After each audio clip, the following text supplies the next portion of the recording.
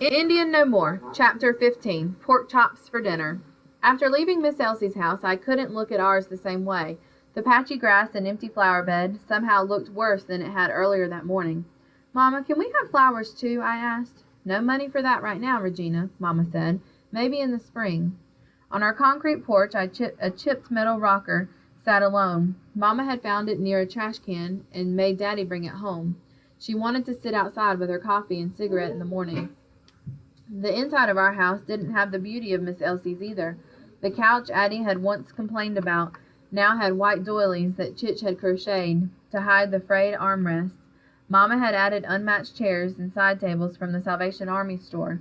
Chich had made curtains from a big bolt of muslin fabric that Mama had found on sale in another store. The house looked better than when we moved in, but that wasn't saying much. That night, fried bologna and potatoes were served at dinner, a staple at mealtime. Why don't we have knickknacks like Miss Elsie's house? I asked, pushing my food around. And how come we don't ever have pork chops for dinner? Because pork chops cost money, Regina. Be thankful we're eating this. Mama pressed her lips together. Chich sipped her coffee. Daddy changed the subject. Hey, did I tell you that I got top grades in my class? Daddy had started his trade schooling a month before Pee-wee and I entered Budlong. He took the number 5 bus from Western Avenue to Westchester, some 2 towns away. He brought home a big red books and tons of papers, and Mama had saved enough money to buy him some special pencils and drafting tools.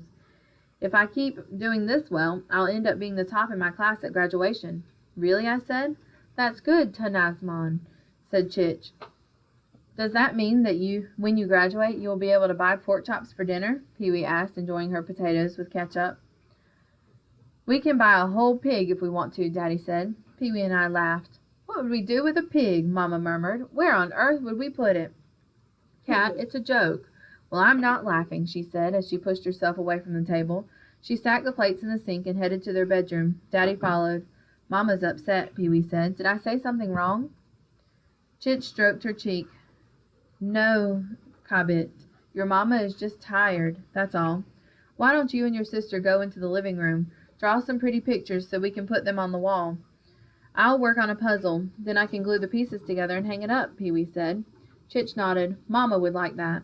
Suddenly, Chich held her chest. From her apron pocket, she pulled out the small medicine bottle with her heart pills. She placed a tiny white one under her tongue and closed her eyes. Are you all right? I asked. Want me to get Daddy? Chich shook her head and slowly got up to go to our bedroom. She had been taking those pills more often than usual since we moved to Los Angeles. Pee-wee worked on her puzzle while I outlined a picture of our old farmhouse in black crayon. Voices seeped out from Mama's and Daddy's bedroom. They were muffled, but I could hear ugly house and want to go home. Back on the res, our farmhouse wasn't glamorous either, but it was comfy. Chich's colorful quilts draped over the homemade furniture Choop had built. He'd carved eagles and bears into the legs of tables. I loved to watch him work, but I liked sewing with Chich the best. Our walls were covered with pictures I made at school and old black and white photos of family. One photograph showed Choop in the Grand Ronde band uniform, holding a big horn with other Indians. A hunting rifle with a detailed carving on the stock had also hung on the wall with honor. The house had almost always smelled of baking bread, huckleberry or blackberry pies, and stews. The old wood stove churned up enough heat to keep everyone warm. I knew we were poor in Grand Ronde, but I hadn't felt poor.